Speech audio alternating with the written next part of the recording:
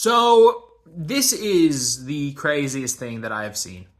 And this is where I'm like, are people this dumb? Are people this dumb?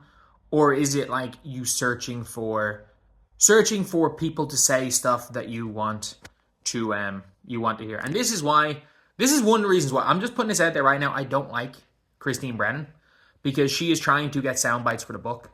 Like, look, what Christine Brennan has done can't be understated. Let me phrase it better. I don't like what she's currently doing right now.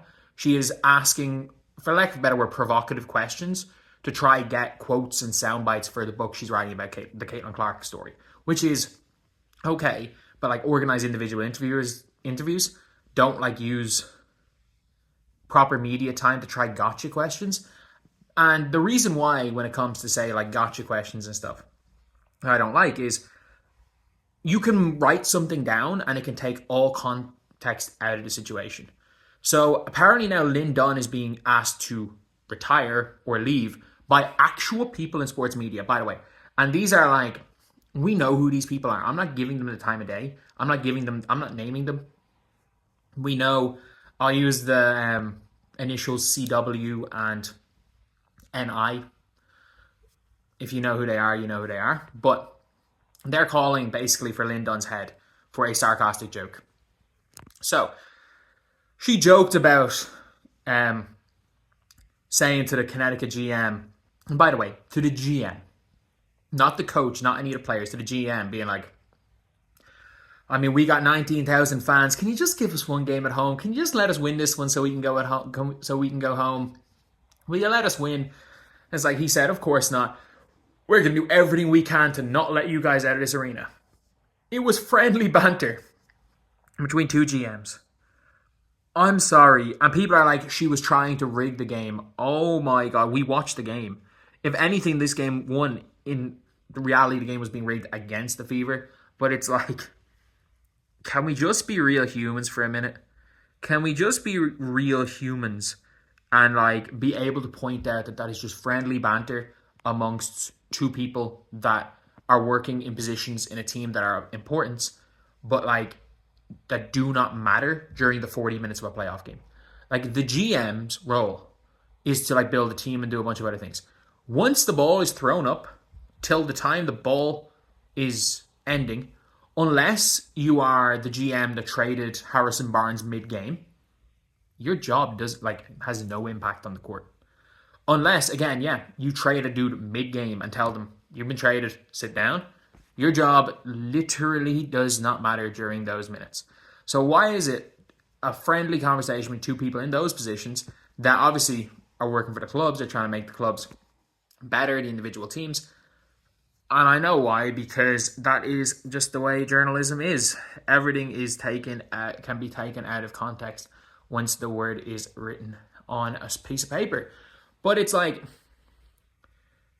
we're all kind of guilty of it in a way. I think there are definitely times, you can probably find times on this channel where I've fallen for like sarcasm. But normally it doesn't go this far. And the reason it goes this far is that it's the story. And I really want to make this clear, it is the story. The Fever is the story. And I wish I was saying otherwise. I wish I could be like, no, the story is the game that's going on. The WNBA themselves don't care about the playoff semifinals, and I mean that. Like, they did not post. They didn't post anything. Like, they don't care about their own individual awards. Their awards got leaked. And instead of, you know what, just saying, well, our awards got leaked, let's just post our graphics a couple of days early. They just gone silent. They have gone radio silent on the Defensive Player of the Year and Rookie of the Year award. Partially because I don't understand why Fee Collier doesn't get the, like, for lack of a better word, maybe it's because she plays for the Lynx, and the Lynx are a professional franchise.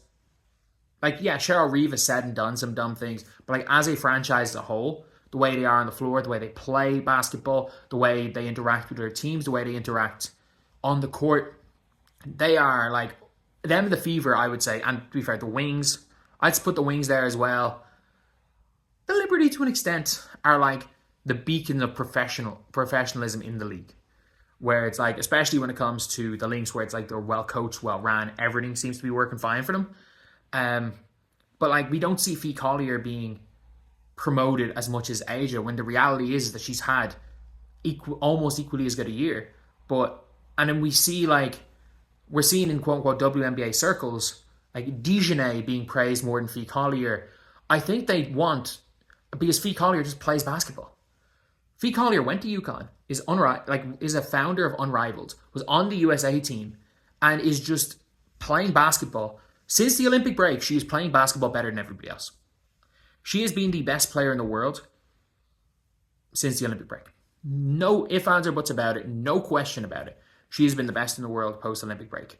And people have ignored it. Why? Because, I don't know, maybe they want their players to be chronically online. She's not chronically online, which helps. Maybe they want their players to be like that. But the problem is that the story is now the fever. Because these quote-unquote fans, I don't think they watch the games. I don't think they watch the games. I think if they watch the games, what Fee Collier is doing is a bigger deal. But no, Lin Dunn making a sarcastic joke is a bigger deal. Because the drama goes wherever the most eyes are. It was the same crap with Sabrina Ionescu last year. And look, a lot of the crap people are saying about Caitlin Clark, they said about Sabrina last year. Like, Sabrina Ionescu, who they all love now, like, I wouldn't have been surprised if she wasn't mentally stronger, if she went and ended up getting herself bullied out of the league. Like, it is what it is. Like, that's just the way the league is they pick their villains, and their villains are now the Fever, and now they're going to do everything they can to go at them. So the Fever are the story. And I hate that they're the story. And I think it's bad for the sport of basketball they're the story. Because you've got a Lynx team who play beautiful basketball, by the way. Absolutely beautiful basketball. I think if you are a fan of fundamental basketball, they are currently, like, if you're a fan of, say, the 2014 Spurs type basketball, where it's like ball movement, everything's within the offense. You've got your Tim Duncan and Fee Collier. You've got who just doesn't take anything away from anyone. You've got Alana Smith, who's a baller. So you've got all these great players. You've got all these great stories.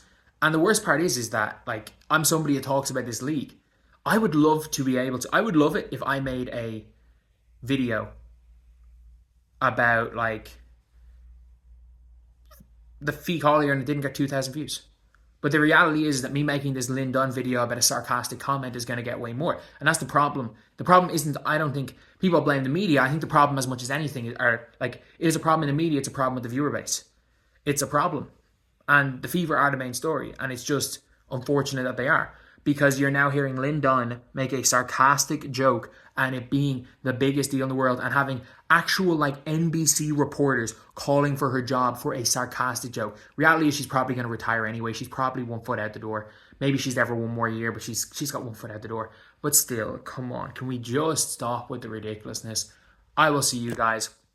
I'll probably have 2 more phone videos, everything else, and then all the other, like, recaps and stuff is when I'll be back in my house and talking about actual basketball. See you.